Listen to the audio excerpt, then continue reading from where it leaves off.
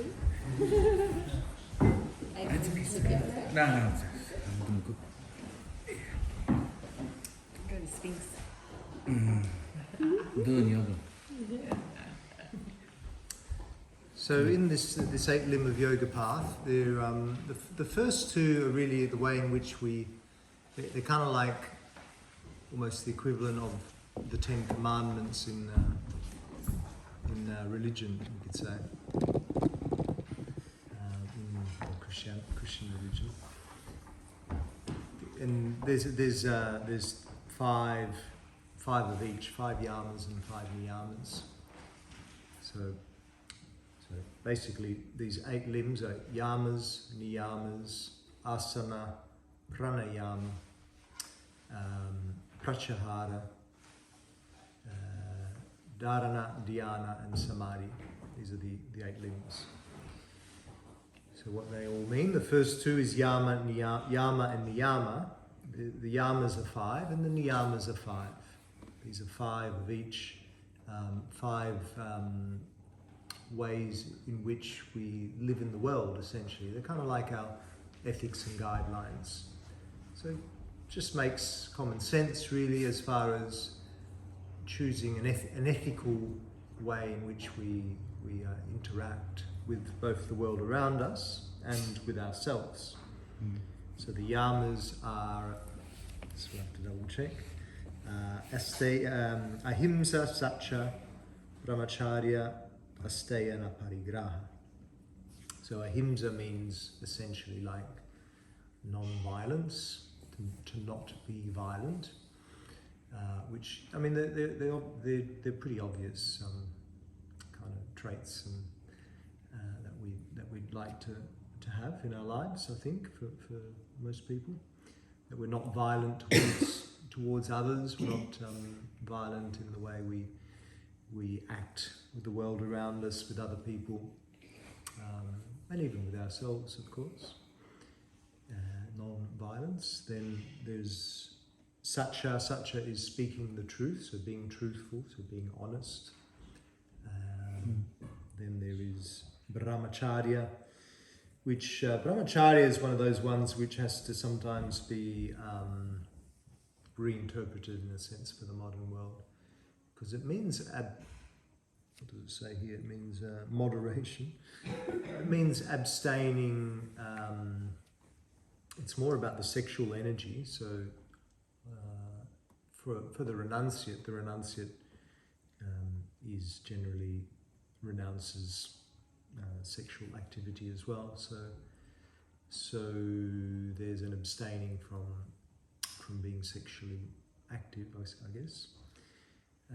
But of course, in the modern day world, if we're living in the world, then we still might choose that we want to have a partner and be sexually active.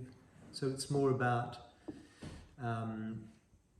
it says moderation there, in moderation, but more about, I think, just containing your energy, because talking about how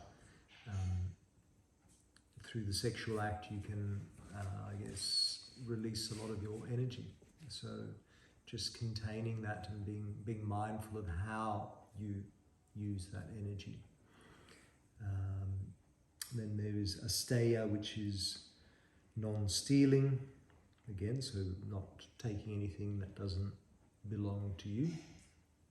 Sometimes there's interesting examples saying that you shouldn't even go. It can go quite rigorous in its approach, basically you wouldn't take, if you found something upon the path. Let's say you're walking along the road and there's a beautiful, I don't know, $20 note or whatever, doesn't belong to you, so you would leave it. So this idea of only taking what's rightfully yours, in a sense. And then aparigraha is non-attachment, which of course is really a big lesson on the spiritual path anyway, to not be attached to things, because like the first lesson we really learn on the spiritual journey is that the worldly stuff is all is all impermanent.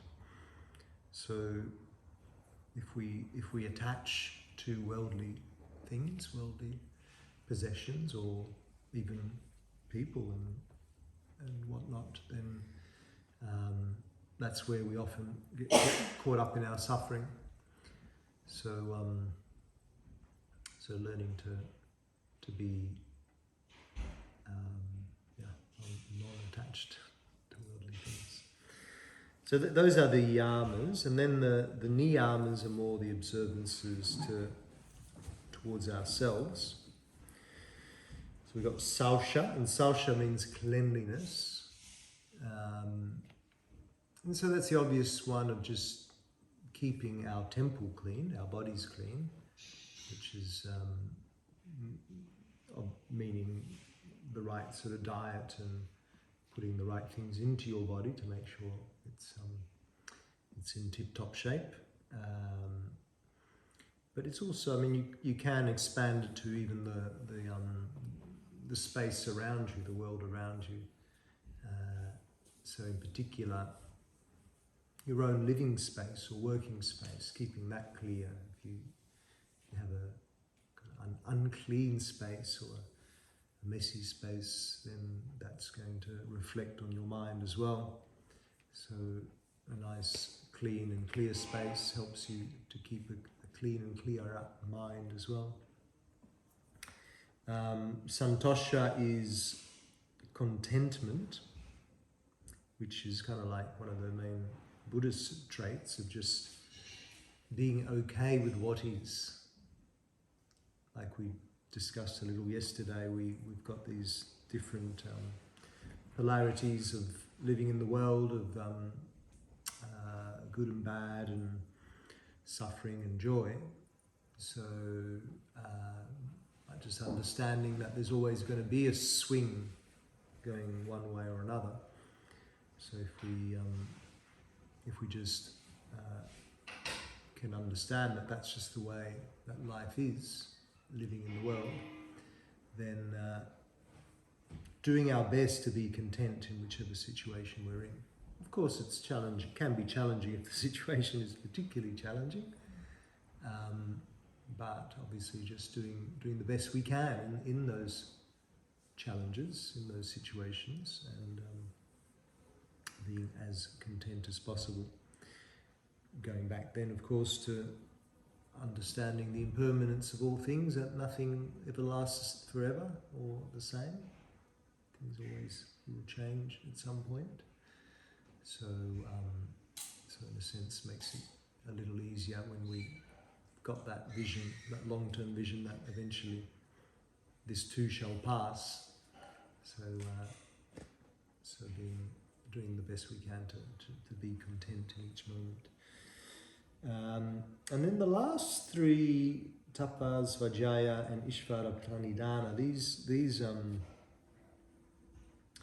in a sense designate a whole kind of other aspect of yoga which can be followed just as the one thing.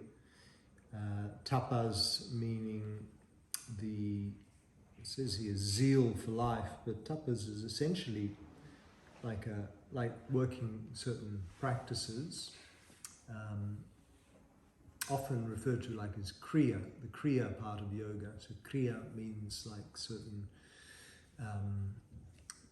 practices, like you could say in a sense even the pranayamas that we do can be seen as kriyas, the asana as well. It's all gets a little interwoven as well. But tapas is the sense of having more than zeal for life. I would say usually it's written down as discipline. Discipline is having a practice. So for us it's just coming to our mats and regularly making sure that we come and do our practice regularly. And then that creates in a sense this zeal for life, in the sense that we can regularly come to our mat to do our practice. And then there is Svadhyaya. Svadhyaya is self-study.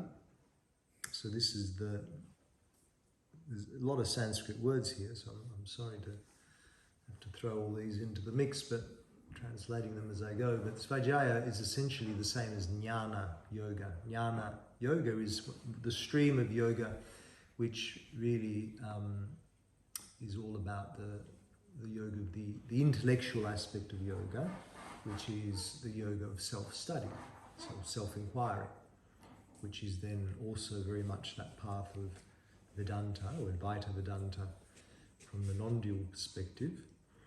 And so this is looking into the nature of who we are. So we can do that just purely by asking questions about our nature, but also by studying, let's say, studying some of the ancient texts, so studying the wisdom of yoga. Self-study, Svadhyaya means self-study.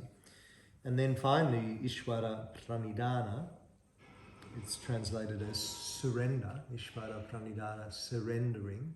And this in a sense is the yoga of Bhakti Yoga. Bhakti Yoga is one of the other streams of yoga which is often said to be like the yoga of devotion. So the yoga of surrendering to this, the higher force or the higher aspect within us, in a sense. So Bhakti Yoga often has this element of mantra, of even the kirtan aspect, which we'll do a little bit in a sec. We will sing some songs, but it's the idea of in a sense just tapping into the yoga of devotion. So devotion to the mystical, to the magical. So recognizing or acknowledging the mystical and the magical aspect of yoga, of divinity, in essence, and just, I guess, just being in awe of that. So, which is why sometimes just a song is a nice way to express that awe, that devotion to the magic, to the mystery. So yeah, those are the yamas and the niyamas. So the idea is that by following those kind of traits, bring them into the way in which we live, we establish a good foundation for being a good human in the world.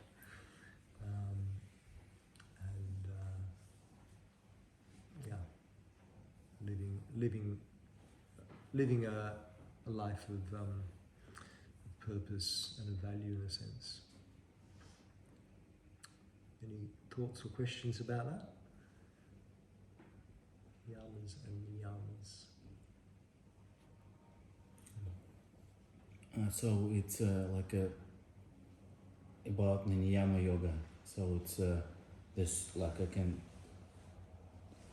for example, get the information about how to self-study by practicing yoga, niyama yoga. Is it correct? Yeah. So jnana gets a bit confusing. So yamas and niyamas are these 10 commandments. Commandments, yeah.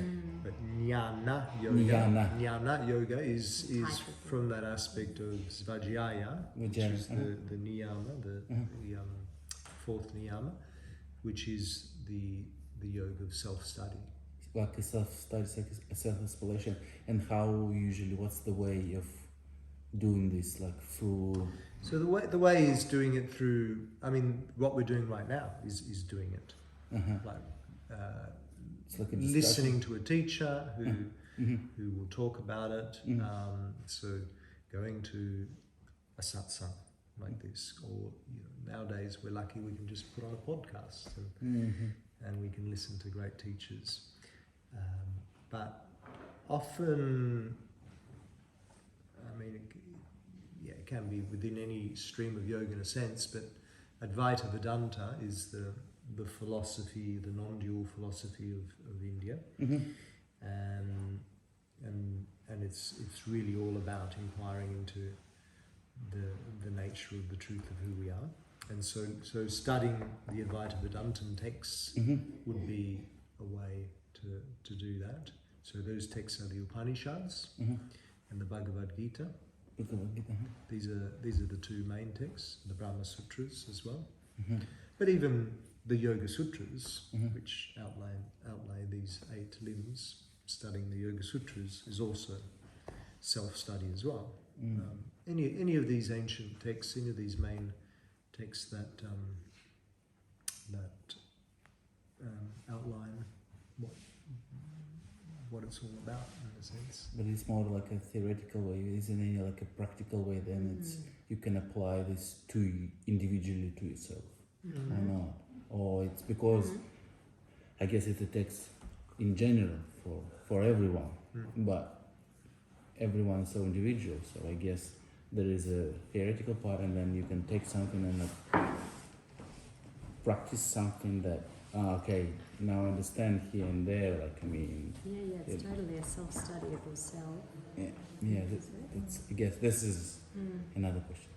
Yeah. So using this approach as an intellectual way to understand who we are. So it's really inquiring into the nature of who we are, essentially, and so looking at it from an intellectual point, but then also experientially as well. So the experiential then is essentially the other limbs of yoga. Once we go into the next 6 limbs, we're working the experiential aspect. So first of all, it's like, how do we live in the world, which is also experiential to some degree, but considering that intellectual aspect of understanding things from an intellectual level, and then actually sitting on our mat to practice, to do the practice, which is mostly what we do anyway. Usually we get a bit caught up in the actual asana part of it. But then ultimately the meditation aspect is really the main, let's say the main juice of it, you could say. So more like a main experimental way to self-inquiry, the meditation. Yeah. Okay. So it's a great question, because if we look at the Yoga Sutras and we read the Yoga Sutras, the second sutra in the Yoga Sutras pretty much gives you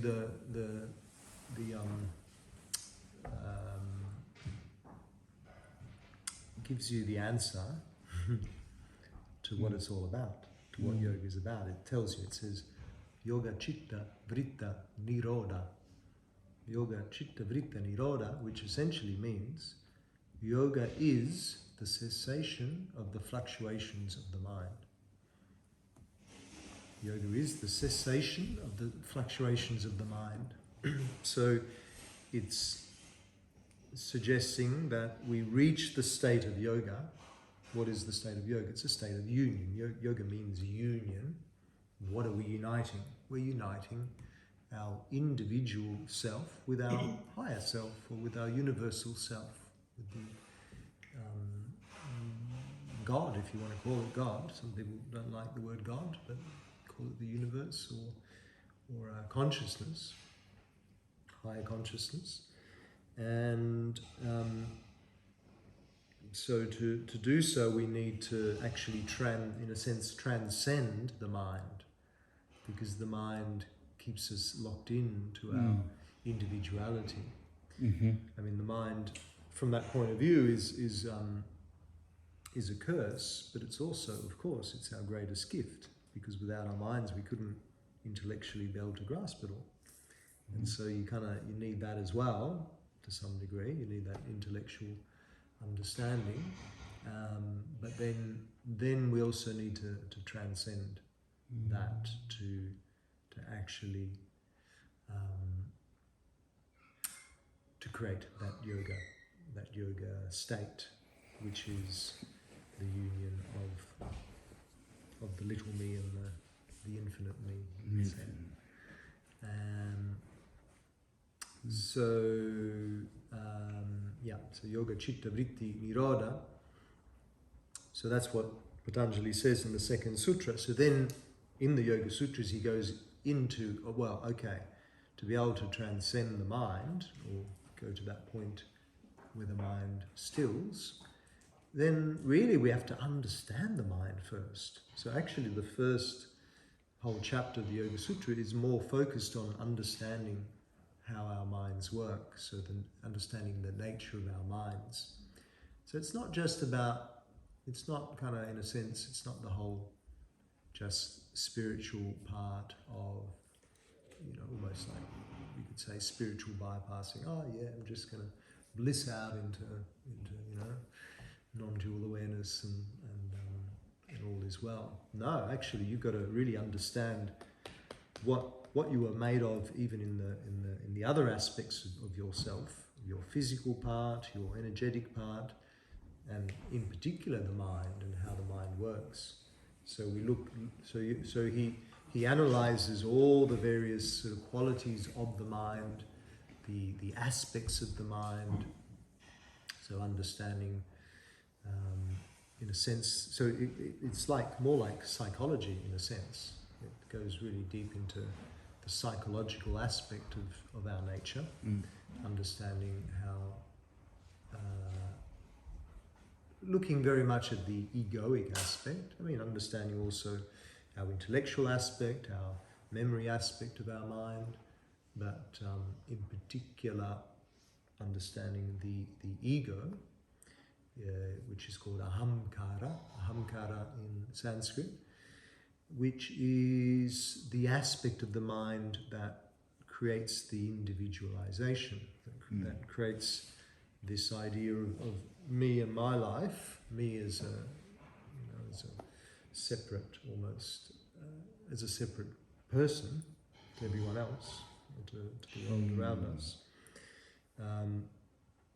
which is interesting because, well, it's kind of like essential in a sense as far as becoming a human goes. We need to actually gain that individuality to then be able to interact as humans, and it's fascinating to see how that happens. Like when we think about, so some of you got little kids, yeah? Anyone got kids around about 2 or 3, age 2 or 3? Yeah, Nicole? Grandkids. How old's your kid? She's actually just turned 4, but yeah. Just turned 4. So you would be witnessing that right now in the last couple of years, how your daughter would have in the first year or two of their lives, as if we've witnessed children, the way they're totally in the oneness, we would say, they're totally in this kind of bliss state, because they haven't actually individualized as yet. They haven't created that identity of themselves as a person. They're totally in a place of bliss. Yes, they cry or scream or whatever, but that's only because they need some food, or they're so tired they need sleep or whatever. But actually you just see in the eyes of a child, you see that incredible wonder. Like what I was saying yesterday was how we can easily get trapped in the worldly life and forget about the magic of life, the magic and the mystery of nature. And it's magnificent when we really tune in and acknowledge the absolute magnificence and the miracle of life. And you see it in the child's eye. They're witnessing this all the time. They're in complete, because it's in a sense they're seeing and experiencing things a lot for the first time. So it's a real magic for kids as they experience and start to just experience living in the world, I guess. And then, of course, we as parents and brothers, sisters, or whatever, we're starting to condition them to become individual.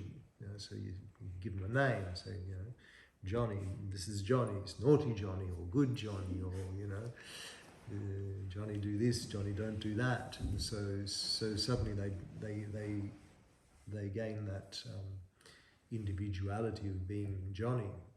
And it's interesting, isn't it, when they're really little, they often will still say, like they'll talk to themselves, they'll talk about that when they start to talk in those younger years, at the age of around about 3, that when they're just individualizing in a sense, they still refer to them themselves in the third person in a sense. You know, that's John. You know, Johnny will say, "Oh, it's Johnny's ball," rather than my ball. They haven't really got that full individuality of, you know, me and my life, which of course eventually around about that age starts to sink in, and then it's like our teacher Clive says it's like they become separate then from the picture. It's like when you're in the oneness, you're in the picture of Mother Nature, you're totally in it. And then at a certain point when we become individualized, then we step out of the picture. So it's like we're suddenly looking onto the picture. And this is really, as far as we know it, it's just the human condition that we get separated from the picture. Because if you think about the rest of nature is completely in the picture. Like all the animals and the plants are just completely in the picture of being in nature. They're not separating themselves.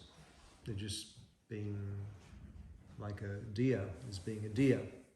You know, a deer will do what a deer does, eat some grass, sniff around, and you see like when the deer gets, and suddenly a tiger comes along and the deer's like, whoa, tiger, shits itself, runs away. Fear, of course, comes up, all the emotions involved with you know, the possibility of being killed. But then once the tiger's gone, the deer just goes back to being a deer, doesn't it? And just goes back to, and the fear goes. It just goes back to eating grass and being a deer. Whereas we are so separated from the picture of being in nature that we hold on to it all for so long. So we're holding on to that experience of almost getting eaten by the tiger for days, months, years probably, you know, or write a book about it or whatnot. And, because we're just completely out of the picture. We're just like, and we even like to take pictures of nature because it's like, oh, isn't that, you know, a beautiful picture? But yeah, so going back to this idea of self-inquiry, so it's understanding the nature of our minds and the nature of our ego that creates this individualization, which becomes both the curse and the gift of being human. The curse that we are separate from everything, and we then creates our suffering because we get caught up in me and my life and the drama. But the gift is, and the promise, in a sense, is that because of this incredible intellect that we have the possibility, the potential of realizing our true nature. So in theory, the rest of the animal kingdom and the plants, I mean, they might realize it in the sense of just being in it, but not intellectually. And we have the potential to realize our true nature, to realize that we are a part of all of this, all of nature. And that's the enlightened state, is when we are fully in that state of realization all the time. Understanding, or not just understanding, so we can conceptually understand, but to be fully in the picture all the time is the enlightened state. And that's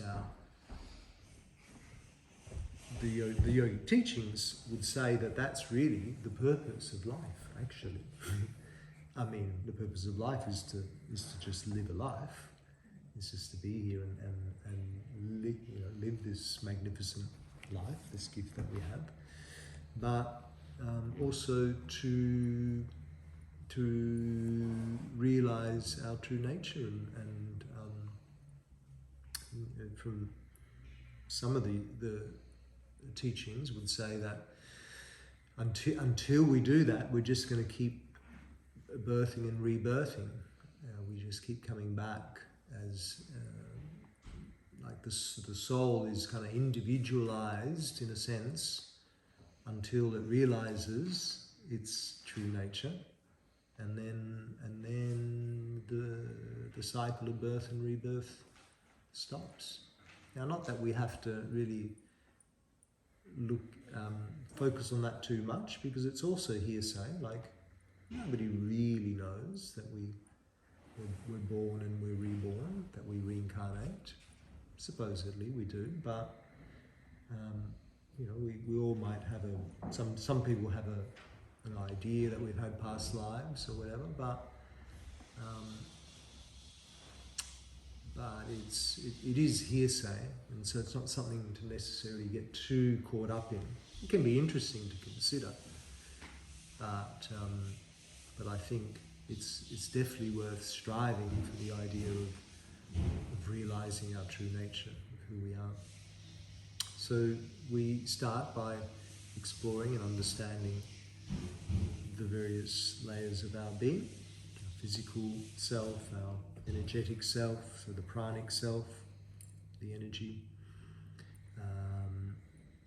and that's where so the physical self, we use the asana practice then to make the physical body vital and healthy and strong.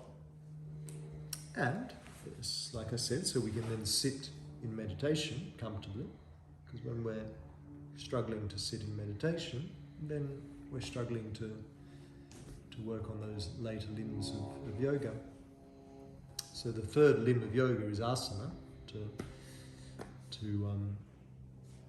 vitalize the body. And then the fourth limb is pranayama. Pranayama is what we did this morning, is the breath work essentially, but breath work with the idea of using the breath as a tool to enhance our pranic energy, the energy of the pranic body. So these nadis or meridians, so vitalizing that energetic aspect of ourselves. And those who really go deep into, let's say, this pranayama work, there's stories of yogis who really actually don't even need, they just survive purely on the prana. They're breatharians. They don't even need food or drink anymore.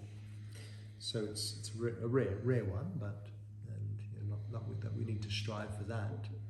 You would have to be in a renunciative state, for sure, to be in that sort of state. But knowing that it's a possibility is interesting, because it just goes to show that the breath is really our most powerful energetic force that we can use to enhance and boost our energy. So yeah. So pranayama is the fourth limb of yoga, and again, sometimes it's one of the ones that's overlooked a little bit. It's actually I think a really important part of the practice that's well worth practicing regularly. That's why I like to do a fairly long session in the morning on the retreat, so I can give you a little taste, in a sense, of some of the rhythms that we can work with and how that makes us feel. And then in a sense it becomes a sequential thing from there on. But pranayama, once you've done your breath work, then you move into the next limb, the fifth one, which is pratyahara. And pratyahara is withdrawing from the senses And so this is where we start to really go internally, and not that we need to be living a life of a renunciate. A renunciate's life would just be focused on the internal and would not be concerned with the external world around us. But it's definitely beneficial to spend some time each day going inwards.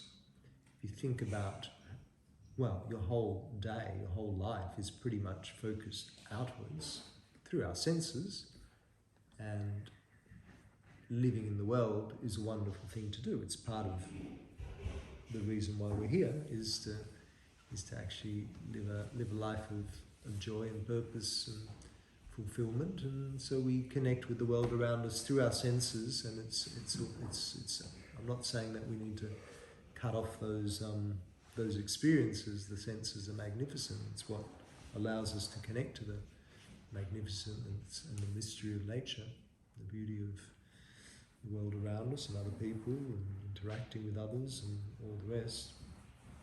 But yeah, I mean, most of us spend more time, and my teacher says, you spend more time sitting in the toilet and having a shit than you do going inwards in your day-to-day world.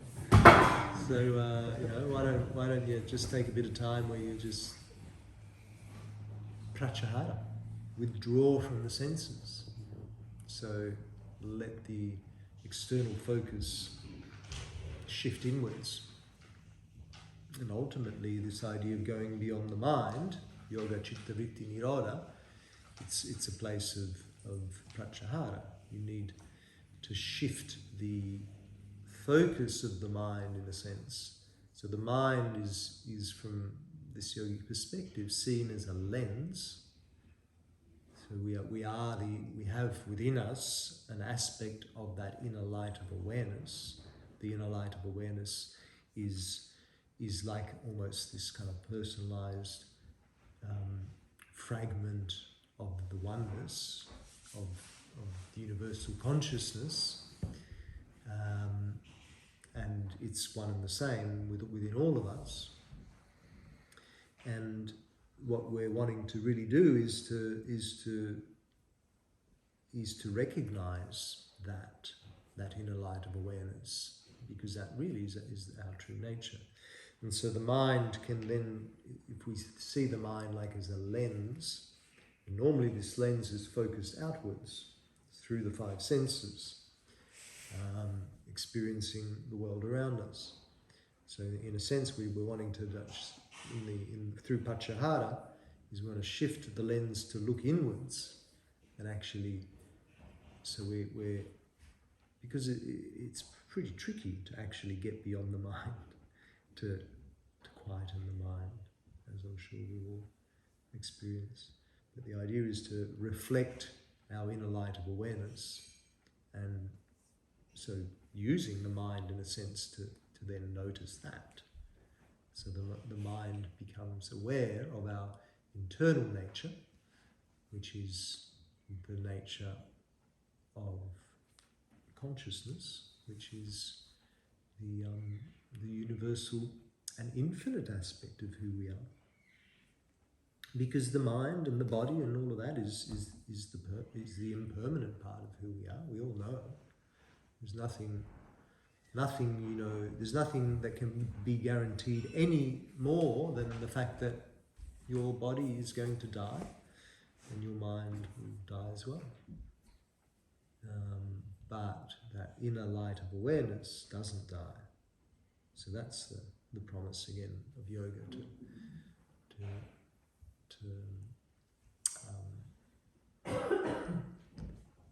to let us know that actually the consciousness moving through us is eternal.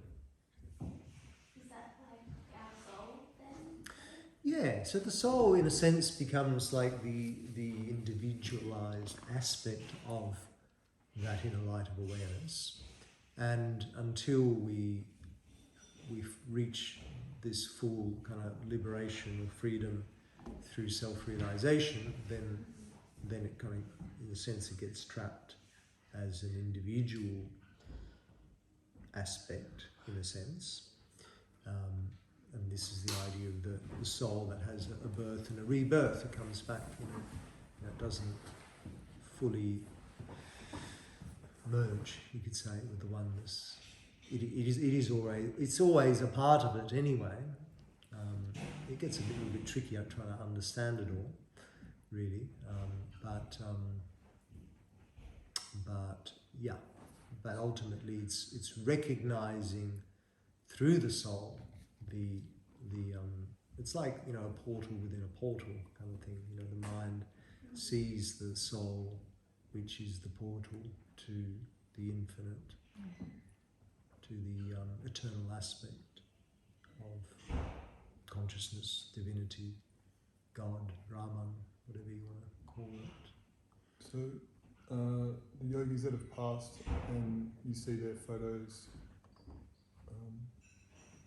in spaces that are honoured, what's the belief of their current existence, if any?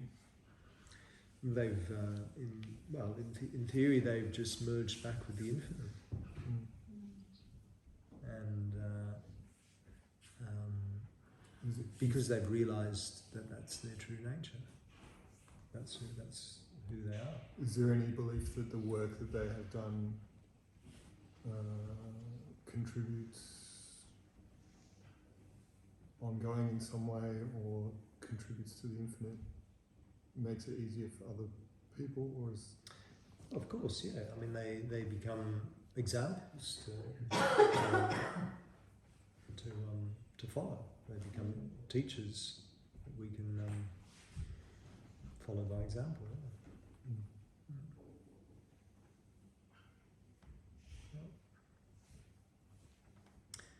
So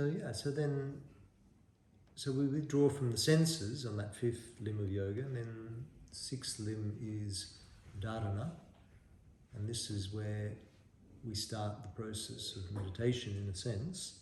But dharana is finding a point of focus to rest our attention upon. So this is where we do, in a sense, the practice of meditation, which might be purely the breath, or might be the idea of just witnessing awareness and watching, acknowledging thoughts arising. It might be focusing on one of our centers, might be using a mantra, or focusing on a chakra, or whatever it might be. But it's like a practice like a discipline to train the mind to become focused. And we're talking about the deeper aspect of yoga here, but we can take things like this and just purely use them as tools of just purely living in the world. And all of us, we might not be called to have this deeper practice, but we all realize that even when we're at work or whatever we're doing in the world, if we have a possibility to be with more clarity, with more focus on our tasks at hand, that it's beneficial for our mental well-being. So we can just take some of these teachings purely even just for that. So dharana is a perfect one, that it helps us to really get clear on what the task at hand is. So it's essentially concentration. It's often just translated as concentration or focus. So focusing on something, whatever it might be, to ultimately help slow down those fluctuations of the mind. And also, in a sense, it creates the link between the subject-object condition. So subject-object condition, meaning that in our supposed individuality and separateness from it all, that then we need actually we need to transcend that, and so we start by, okay, well, the subject is me, whatever you want to see me as, my mind or my consciousness, and the object is my object of awareness. So it can be even a part of me. So my breath, let's say, is the object of awareness, or my third eye, or whatever. But that's creating this link of direct kind of energetic exchange, in a sense, between the subject and the object. And so then come to the seventh limb is dhyana, and dhyana is often translated as meditation, and it's not the idea of, okay, we're going to sit and practice meditation, because then that becomes something that we do, whereas dhyana is actually the result of this connection of subject and object where they merge. So subject and object become one, and the separation dissolves. And so then we kind of step into our true nature of oneness, of one with all that there is, when that dissolution of the separation happens. So just through the practice of concentrating on something. So the experience would be something like, okay, I'm focusing on my breath, sitting here, focusing on my breath. Okay, there's my breath. I can feel my breath. I can really tune into its quality. I can feel its coolness. I can follow its pathway. Really, really focus. There's a thought about dinner. No, coming back to my breath. Thought about, guitar I'm going to play later. No, come back to my breath. So really just fine-tune my awareness on the breath. And then at some point, you go into a place of absolute stillness. Everything just drops away, and that's like this connection of subject-object has been made, which creates that dissolution of the separation. Is that being awakening? Well, that is yeah. I mean, awakening is a bit of a. It's an interesting word that's been appropriated in all sorts of different ways. So it's let's say it's the first step of awakening, is of just dissolving into your true nature, in a sense. And then there's still another step after that, which is the eighth limb of yoga, which is called samadhi. And samadhi is often, sometimes people say, well, so that's the enlightened state. But it's generally referred to a state of bliss or pure joy, or ecstasy. And so this is when you've been abiding in this state of non-separation for some time. So you've been in your dhyana, because usually what happens, you'll have a moment of absolute clarity, in a sense, like what Lydia said yesterday of this coming home, where you've gone beyond the separation. But usually it doesn't last very long, because the mind quickly comes in to say, oh, whoa, hey, this is interesting, isn't it? Where am I? What am I doing? And then it's quantifying the experience of dropping into non-dual awareness, in a sense. And so then you're back in a place of separation. But if we're able to maintain this non-dual state for a little bit longer, then the result is usually that you start to move into a place of pure bliss, because the essence of our true nature is absolute bliss and joy.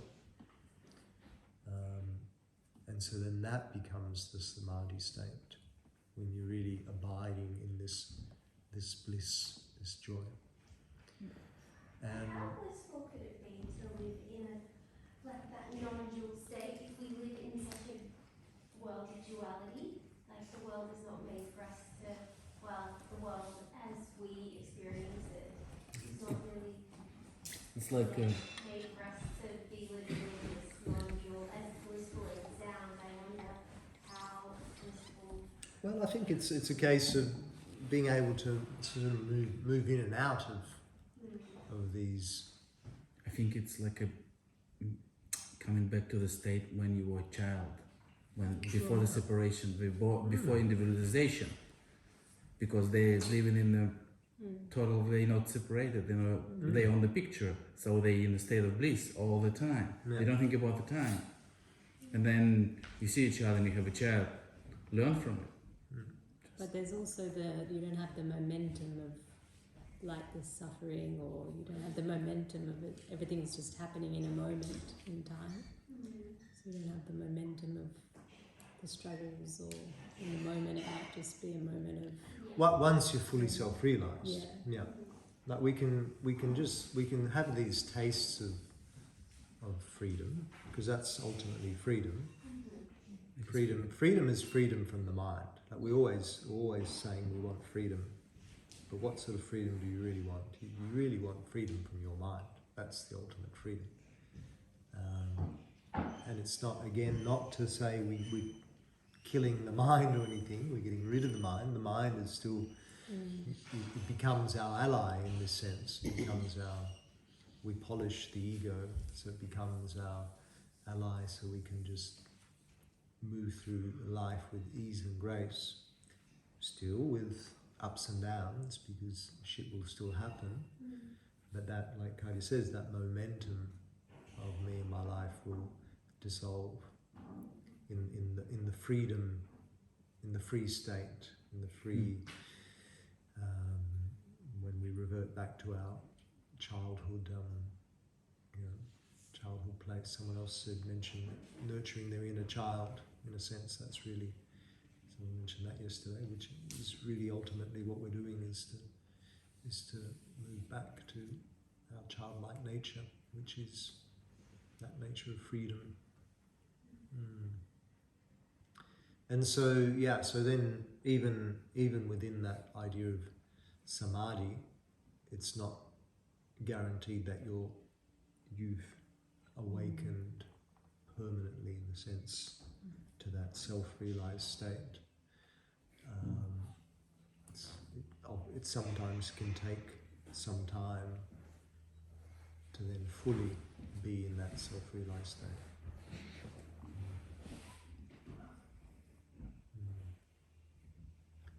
But ultimately, that's the aim. That's what yoga's designed to do. So that's pretty much the 8 limbs of yoga: yama, niyama, the ways in which we live. So how does Buddhism fit into that? As being do you describe Buddhism as a religion or the way of life? Well, both, in a sense. How are they connected with yoga? Because there's lots of schools of Buddhism. You've got Japanese or Thai, they're very strict. Yeah. Or you've got probably Tibetan, they're not that strict. Yeah. How's it all come? Well, they are religion. It's a religion. Yeah. And that's right. below or is yoga above all that?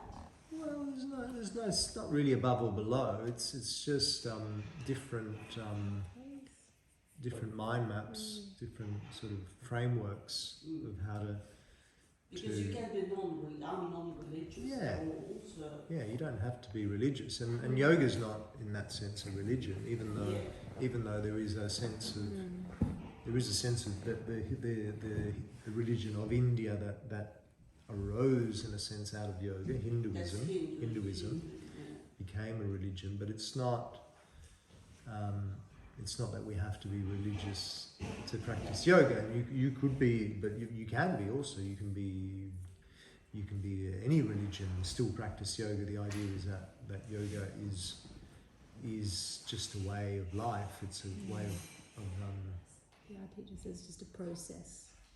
it's a philosophy in a sense, really, more than a religion. It's a way to look at the world and the way we discover our true nature. And look, Buddhism has a lot of parallels for sure with yoga. Because in Buddhism too, it's the purpose is to realise our true nature. So it grew from yoga. No. Yeah. Well, yes. I mean, Buddhism. The Buddha would have been a yogi. Yes. Yeah, well, that's absolutely. what I'm saying. In a sense, yes. In a sense, Yeah. yes, it did grow from, but then it's broken. But then it just became its own thing. It's Yeah. it's just yoga is a practice that both some Hindus and some Buddhist people practice, Yeah. and it originates from India. yeah, and I think Buddhism comes after Yeah. Hinduism, and yeah, but certainly there's lots of Buddhists in the Himalayas practicing yoga. And Hindus. Yeah. Yeah. And it's interesting, isn't it, that when I said that Patanjali, who wrote the Yoga Sutras, was around about the same time as Buddha. In theory, that's what they say. There's also a big theory that Jesus lived in India in his 30s because there's no account of him and his life, and that there's a lot of overlap, isn't there? Yeah, that Jesus would have been a good yogi too. There's a book called Doorway to Light. I think I've got it. And then he talks about all these different sadhus and like sages who practice astral projection, like as a meeting point. And apparently Jesus crashes the party quite often. So I don't know. I wasn't there that time, obviously, but there's they have a very close relationship, according to that book. When the sages astrally meet, especially during like cosmically important times, and Jesus is, he visits quite often. I've seen a reference to it in Autobiography of a Yogi, which is all about the astral projections and what they do. So Jesus, and also in Jesus Lived in India, the book, it's just a book of the same title, but it references the chronological time frames and a lot of evidence. I mean, it's who knows what to believe, but it's just interesting because it shows how culture is more of the difference than the religion, that influences. Well, when we went to Kashmir, we went to Kashmir a few years ago, and in Srinagar, there's this there's this place where they reckon it's actually where Jesus went to rest. was, where he actually died in there, like because he was rose from the dead or whatever, and then what happened afterwards? We actually went over to Kashmir to retire. But who knows? It was a very rickety kind of building. You couldn't get in. And in Pakistan, in Mune, there was also a site that is where Jesus' mum was buried.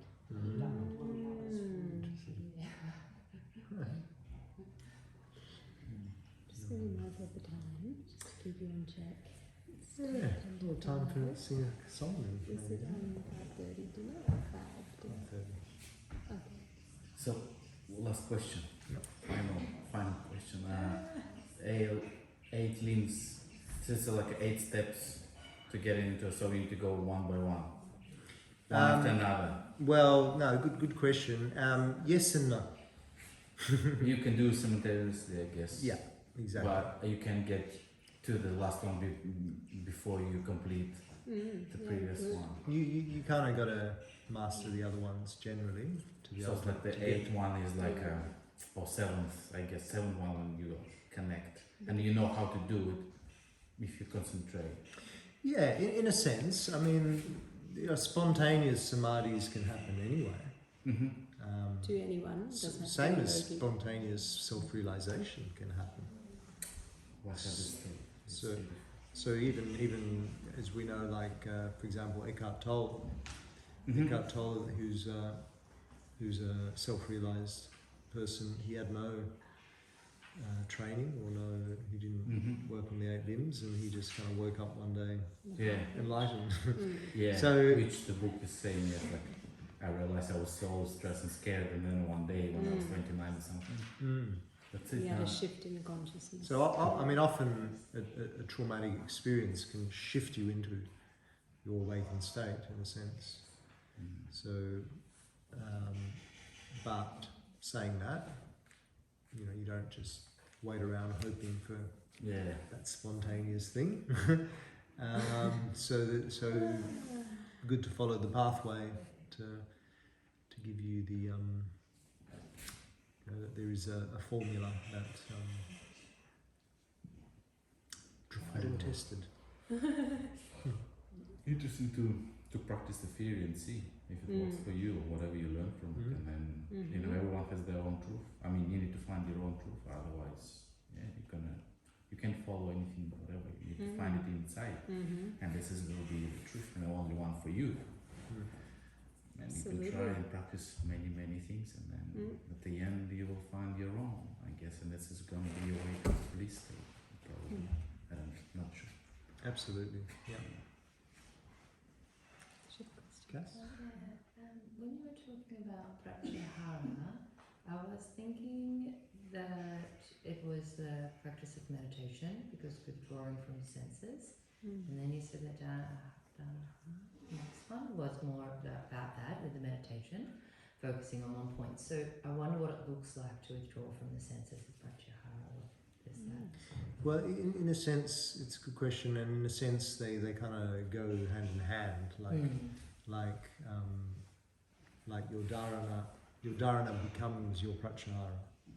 Like your point of focus, or focusing, let's say, on the breath, becomes your technique to achieve pratyahara as well.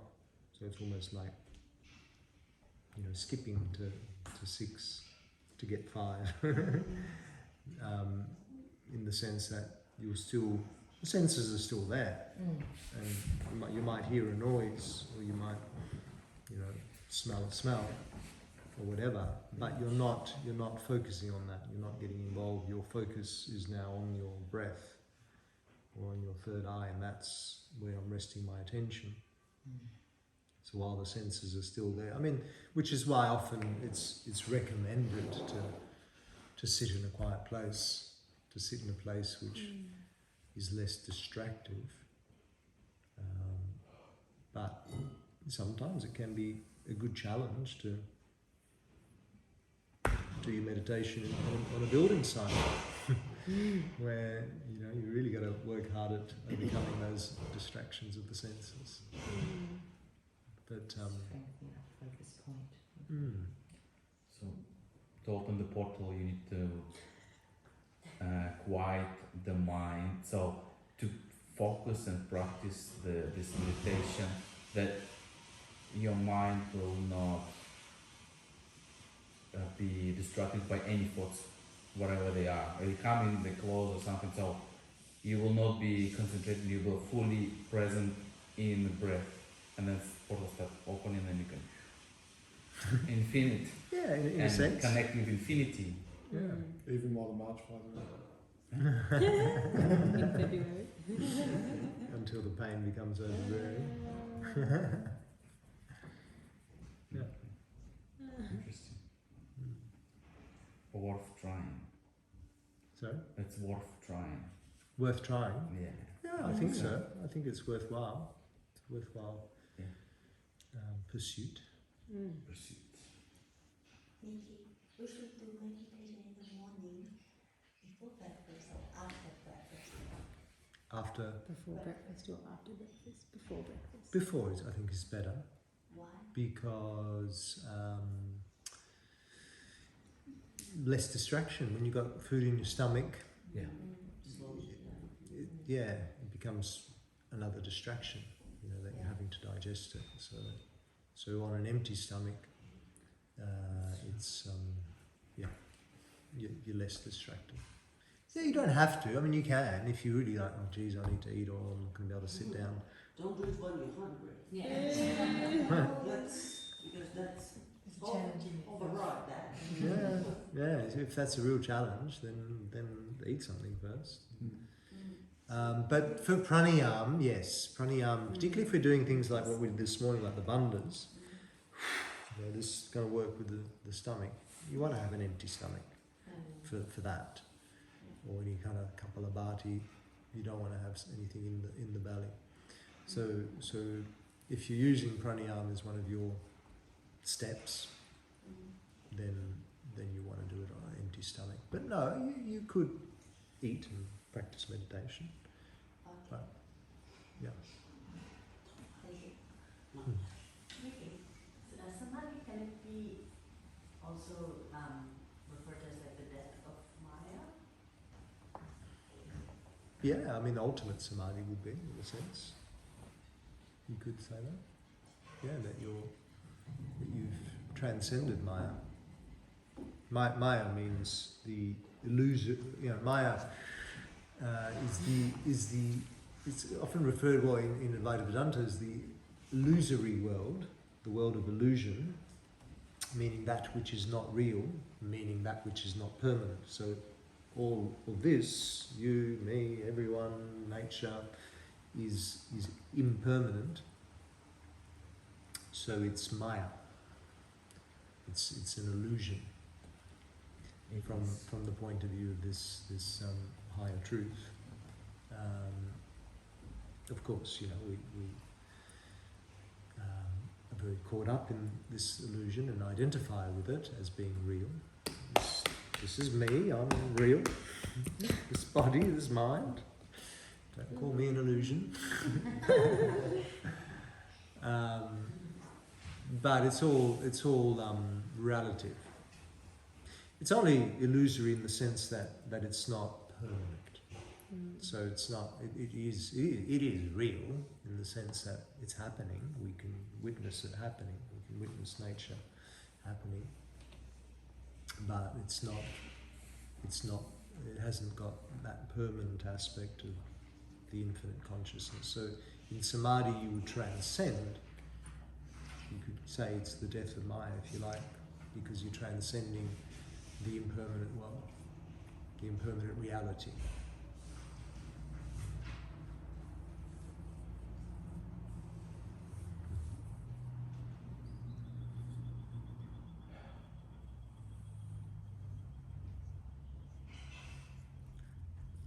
Any other questions or comments?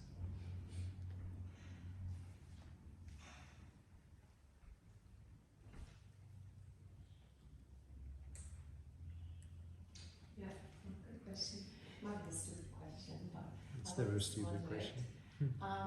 yoga and meditation, they're two different things, right? Well, I mean, you can separate them as two different things, but you can also have them as the one thing in the sense that meditation is an aspect of yoga. Yeah. Yoga is, I mean, it depends on the way in which you look at it. So we often sort of pigeonhole in the modern day yoga is the practice we do on our mat, focusing mostly on the asana, and meditation is when we sit down and try and quiet the mind. But really, yoga is a very general term in a sense. Yoga really means union. So in a sense, yoga is even just the result of a practice. So you practice meditation in a sense to reach yoga, to reach the state of yoga. But it's quite, and then within yoga, there's all these various streams of yoga, different aspects of yoga. The main ones are Raja Yoga, which is the yoga of meditation, the yoga of quietening the mind, understanding the mind, Raja Yoga, and quietening, which is essentially what Patanjali is all about, the Yoga Sutras. And then there's Jnana Yoga, which is the yoga of self-inquiry, which has an element, they're kind of all interwoven anyway, and has an element of that. There's Karma Yoga, which is the yoga of selfless service. There's Bhakti Yoga, which is the yoga of devotion. And so meditation, from that perspective of those different streams, it's more Raja Yoga. Raja Yoga, yoga of the mind.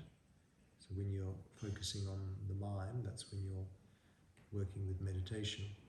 Meditation is a practice of understanding and ultimately quietening the mind. So is that what modern medicine took from the yoga?